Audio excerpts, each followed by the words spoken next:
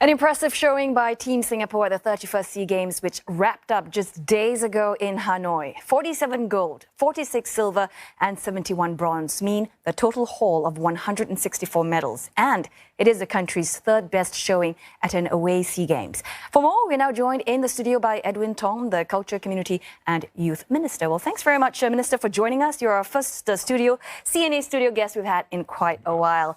Now, you were there in Hanoi, a remarkable performance by our athletes. Give us an overview of, how Team Singapore did and what were some of the, special moments that made you go like, wow, that's amazing. Well, thanks, Oteli. I think it's great to be here again. They did us so proud at the SEA Games. I think so many of our athletes, despite the difficulties with COVID and training and so on, they put on a great show. You asked me about edge of the seat moments. I think take your pick, right? I mean, was it Shanti winning the 200 meters or coming second in 100? Our bowlers did really well. Our Silat exponents were tremendous. I think the spirit there was just quite something to be felt when I was there. And of course, our swimmers at the pool. And what I was particularly happy about was the fact that so many of our young athletes, debutants, were able to medal. And I think that really bodes well for the future. And I want to talk about fencing. I mean, it was really quite remarkable. Best showing of 6 gold.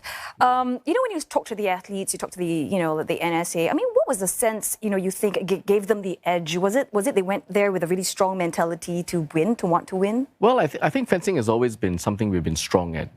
Strong NSA, good leadership, good governance, working well with Sport SG.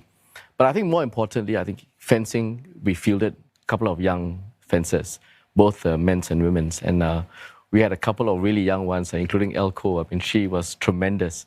She won the individual against senior career. Really brave showing. If you watched it, she won both the semi-finals and the final by 1 point. And of course, on the men's side as well. And what was amazing about it was that both the men's and women's, individuals as well as team, all had medals won by our debutants. So I think that is really a testament to the investment in the future.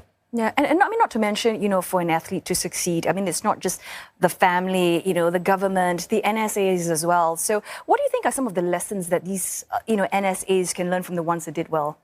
Well, I think confidence in our development, our pipeline, trust in our young athletes, exposing them to competition early. And of course, at the end of the day, working well behind the scenes as well. Much as you see the athletes on the track, in the pool, on the field, there's a team behind the team, the village that looks after their welfare, their well-being, planning their every movement, nutrition, sports scientists. To give you an example, I mean, track and field, something you're very close to your heart.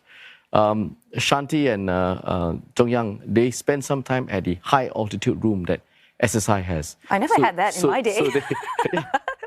Well, perhaps, you should go and try. But they spend some time there getting acclimatized and, really building up their physical conditioning. So all of these really went back room, something that we put a lot of emphasis on and helps them on their performance on the track. Well, I'm not sure if our Esports athletes also will get help from the high-altitude chamber training, but I just want to touch on that because we did pretty well. We bagged medals in 4 out of the 5 events at the Hanoi meet. And I'm wondering what is the future of Esports here and, how are we going to capitalize on that momentum? Because it seems like it's obviously very popular among the young kids. Well, first of all, I think the Esports team did really well. 1 silver and 3 bronzes, I think you mentioned. And I think there's a natural momentum in Esports around the world. And I feel that Singapore is naturally positioned to take advantage of the momentum. You look at software development, you look at events management, the whole infrastructure for telecommunications. So I think we will be the scene, and I think we have the ability to host many of these events, and we have a couple of big ones coming up too. So, as you know, Minister, prices are going up. So chicken rice is costing more, petrol's going up. So I'm just wondering, how do you think we can help better support our athletes, Well, I think two aspects. I think, from the administrators, I think a lot more support, making sure that they are out there competing. Competitive tension is always good. So in fact, many of our athletes didn't even come back to Singapore from Hanoi. Some of our swimmers went straight to Croatia. They had a training camp now in preparation for the World Championships. Loh Ken Yew, he was disappointed. I checked in with him after his final.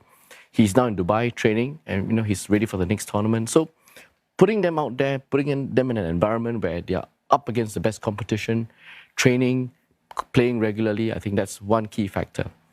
The other, of course, for our fans in Singapore is, and I would say this, support them when they're winning, but support them even more when they're not winning. I think that fan support, my own experience when I was in Hanoi with them, makes a big difference. To feel the support, feel that Singaporeans are behind them, win or lose, when they give their best, I think that makes all the difference to our athletes. Yeah, and just going back to our debutants, as you said, a number of them came back with medals. We've got fencer Elko, swimmer Letitia, even xiangqi player Elvin Wu. Yes. So now they're at this level. I mean, they've got their goal for SEA Games, but how do we up their game? Push them towards that level, like whether it's the Asian Games or even the Olympics. Give them a lot more exposure. I think be patient with it. I think we have a good setup, good infrastructure, good coaches. As I said, expose them to a lot more competition at a high level, regionally around the world. And I think naturally, if you look at the experience of Ken Yu as one, our bowlers, our swimmers, being exposed to the environment on a day-to-day basis would help a lot. So I think that's one of the key factors. All right. Well, thanks very much, Minister, for dropping by in our Tali. studio today, sharing your thoughts with us on the SEA Games. Thank you very much. And that was Edwin Tong, Minister for Culture, Community and Youth.